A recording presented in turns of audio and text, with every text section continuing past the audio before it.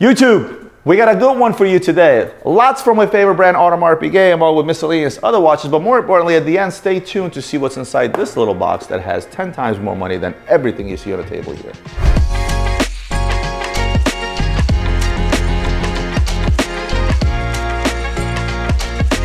And I'm gonna start with a Panerai. A Pam, says it right on here. 183, an oldie but a goodie, and I like older Panerais. I'm a fan of Panerais. I was a Panerai fanboy when this stuff was really, really popular back in the day. And guess what? I'm still a Panerai fanboy, but it's really the older stuff that still sinks to me. Look at this strap. Whoever put this on the strap is interesting. Right? So the Panerai 183 is the Black Seal. It's actually one of the popular models, but if you went in order of popularity, obviously it was the Panerai Marina model, followed by the Submersible, and then last but not least was the Radium-Mirror, right? But the Black Seal was probably the most popular selling Radium-Mirror at the time. So this brings back a lot of cool memories. Does it have any of the original straps in here? Or is it just this funny?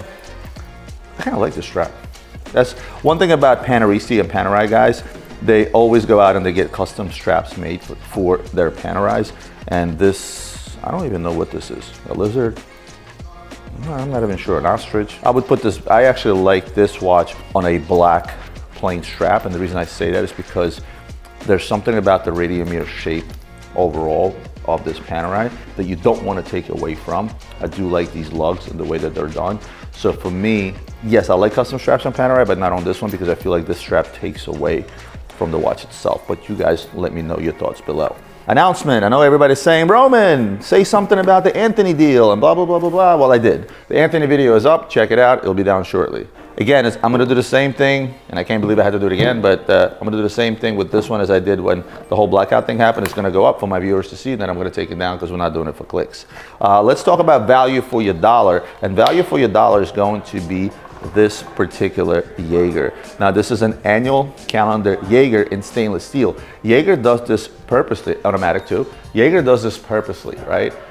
They say it's the watchmaker's watchmaker, right? Because they make all of their own movements, therefore their prices tend to be on a cheaper side, much like IWC.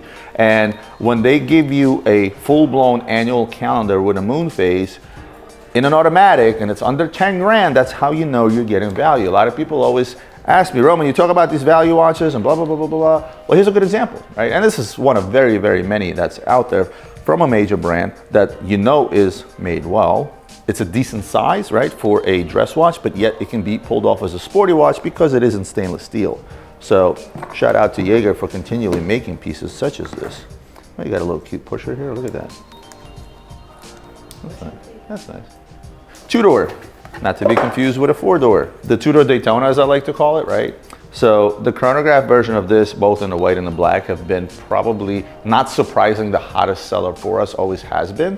And again, because this is Tudor's version of the Daytona, so rightfully so, with the Daytona being the most popular watch. Now, the white dial version of this is actually more popular now in terms of sales, right? Versus the black dial, much like with the Panda Daytona being more popular than the black dial. Me personally, I still prefer the black dial both in the Tudor and the Daytona.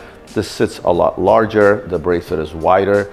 It's a hell of a watch if you don't want to, get out there, because Daytonas, even though the market took a dip, they're still trading a double list. So if you don't want to lay out the money, I think staying within the family, this is the second best thing. 𝗙𝗰𝗲𝗄𝗃. Is this another oldie but a goodie? Is this what I think it is?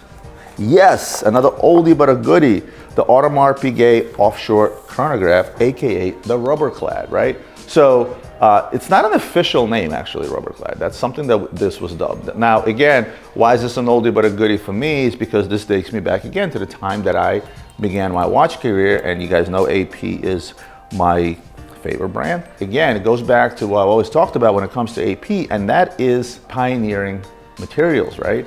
And rubber, they were the guys. They pioneered the whole rubber situation. They made a rubber band, they made rubber pushers, and they made a rubber bezel for this watch, which means that, again, they're pioneers in this. And there weren't like all these limited editions at the time. There weren't like, all these variations that you see today in a 44 or 43 millimeter lineup when it comes to offshores. You really were only down to a themes watch, which was this watch without the rubber clad, with a white dial and a black dial. They both came on strap and bracelet.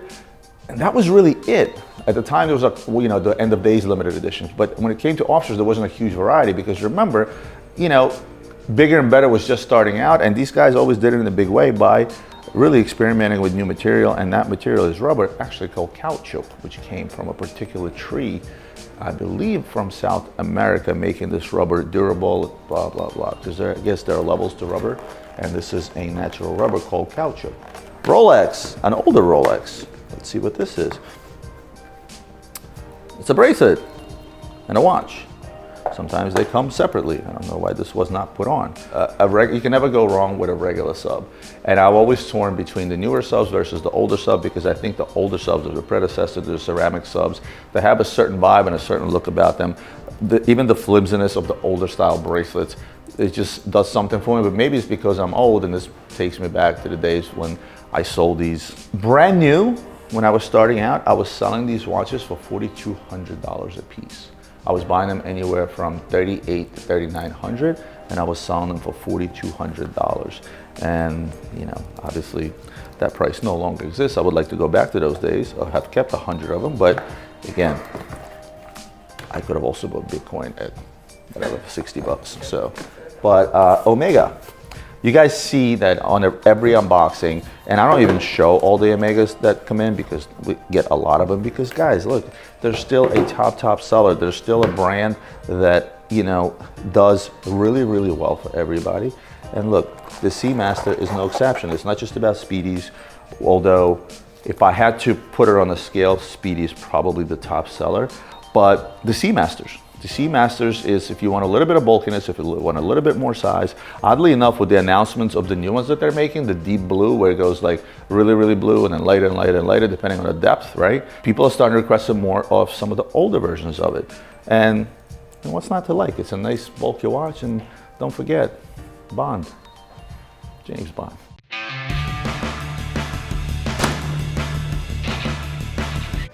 Come on, James Bond, the man. But when we watch certain movies, right, we tend to identify with the character, right? And when I say identify with the character, it's like, oh man, I want to be that dude, right? So for me, James Bond, Pierce Brosnan is my James Bond, right? Not Sean Connery, I'm too young for that. And then if I had to be one badass, I'd be The Rock. He is a badass dude, he's funny. Jason Statham would be a second close when it comes to badasses on screen, right? And speaking of Speedies, which version is this? They do make a lot of versions, to be fair. Let's see, I do believe this is the gray side of the moon. Again, the finishes on this stuff, right? The ceramic, the way this is done, the bezel, the way it's subdued versus the shinier parts. They pay a lot of attention in making these watches. And rightfully so, people do like it because again, recognizability, which in today's day and age translates into flex, if you will, right? People know what you have on your wrist. Doesn't break the bank, comfortable on the wrist. Any of the sides of the moons, dark, light, gray, pink, whatever it might be, I like them all. They've done a tremendous job with all of them in terms of use of material, in terms of design. Yeah, they make a lot of them.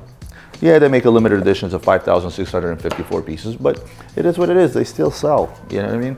Oh, speaking of offshores, so after the plain white and black themes dials, this is when they get into things like Safari and so on and so forth, and past that they get onto this, and this one they call the Havana. This was actually the first version of a themed offshore. After the black and white dials, they did the Volcano, they did the Safari, and then they made a new version of the Safari, which is this. And Safari, we named them Safari because they're brown in colors and have the Safari feel to it. And the next version of it was the Havana. And this is basically the second version of the original Safari offshore. They did away with the deploying buckle because a lot of people were complaining that it would dig onto the side of their wrist because it was kind of off-centered. IWC does a good job when it comes to big buckles, especially on their big pilot. You'll notice that when you get their watch, the one strap is like this big and the other one's really, really long. But what that does is it helps with the buckle to sit exactly in the middle of your wrist, especially when you're talking about deploying buckle. The cool thing about this particular watch is that this will actually work on a black rubber strap. This will work on a white rubber strap, right? Oris straps, our friends at Oris, they make numerous straps for this stuff. And I've seen people outfit this with a light brown. I've seen them outfit it with a white strap. I've seen it outfitted with a black strap, and it still works. So it looks like it's raining my favorite brand today. Audemars Piguet is And what we have is the first 41mm Royal Oak rose gold on a bracelet that was made. This came after its 39mm predecessor, which first came out on a strap. Well, actually, I shouldn't say that. Rose gold 39mm, it was the City of Sales limited edition that was part of the trio that did it in steel, rose, and in platinum. Then they did a Royal Oak chronograph 39mm. They did a Royal Oak dual time 39mm, and they did a Royal Oak plain. And when those were finished, they jumped up to the 41mm, again, bigger and better kind of thing. And they came out with this watch with a white dial as well as the black dial. And the rest, as I say, is history. You know, there are many other variations of this watch in the 41mm. But to me, Adrian talks about watches that he calls the gold medal. When it comes to Royal Oak, to me, the gold medal is this watch, but with a black dial.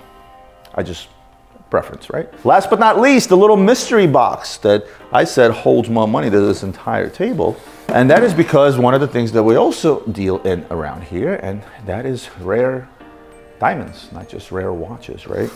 And I'm gonna show you a diamond that's bigger than my head. I walked around the office with this thing, and I've asked numerous people if they would marry me, and everybody said yes, boys included for some reason. I don't know why. What you're looking at is a 30-carat round brilliant diamond, natural. We don't, just like we don't do aftermarket watches, we don't do lab-grown diamonds or unnatural diamonds or modified diamonds, none of that stuff. Just to put it in perspective, here's this thing on my pinky finger. When I say uber rare, diamonds in this size, this is a 30+ carat diamond. It's just under 31 carats, right? Do I have a coin or something? I'm gonna put this in perspective. So here's the stone next to a penny, right? So it's bigger than a penny. Here it is next to a quarter. It's not quite as big as a quarter. A quarter would probably be around 40-45 carats, but you get the idea. Millions and millions upon millions of diamonds out there. But to find a diamond, to find a piece of raw, to be able to cut it to a beautiful diamond that's 30 carat plus is 1 in a million. It's extremely difficult to do so because this was probably cut out of a chunk of stone about this big, where they were able to find a part where the stone is very clean, where it's very light in color, etc. So I think this is an H color, which is pretty up there, especially most of these bigger stones tend to be very brown. They tend to be a much lower color. When you get into something that's a high color such as this, it makes it very rare. And speaking of rare, there's another diamond in here. And this tiny little stone that's in here is only about 1.8 carats. Right, the tiny little stone. Now there's about another 2 carats worth of diamonds around this, surrounding the ring. Obviously what makes this so rare is the fact that it's a pink diamond. And there are levels to this. So starting with white diamonds, moving on to yellow diamonds, and then moving on to pink diamonds. Post pink, it gets extremely rare, it gets extremely expensive. And you know, a tiny little stone ends up costing you, like this ring is around $250,000, right? And all the money is in the stone, right? Obviously, colored diamonds are the rarest of its form. It would go yellow, it would go pink. Then you get into diamonds that are blue. Then, believe it or not, you get into diamonds that are red and diamonds that are actually green. It is extremely, extremely rare. In fact, I've never seen one to find a colored diamond outside of the yellow stones. Pink, a blue, anything else in a size like this. Most of them are tiny. When it comes to red and green diamonds, they're usually 1 carat, maybe even under, maybe slightly over. But I think the biggest red diamond I've ever seen was just under 3 carats. And we're talking about millions of dollars per carat. Well guys, I hope you enjoyed today's unboxing. As always, like, comment, share, subscribe. We'll see you on the next one.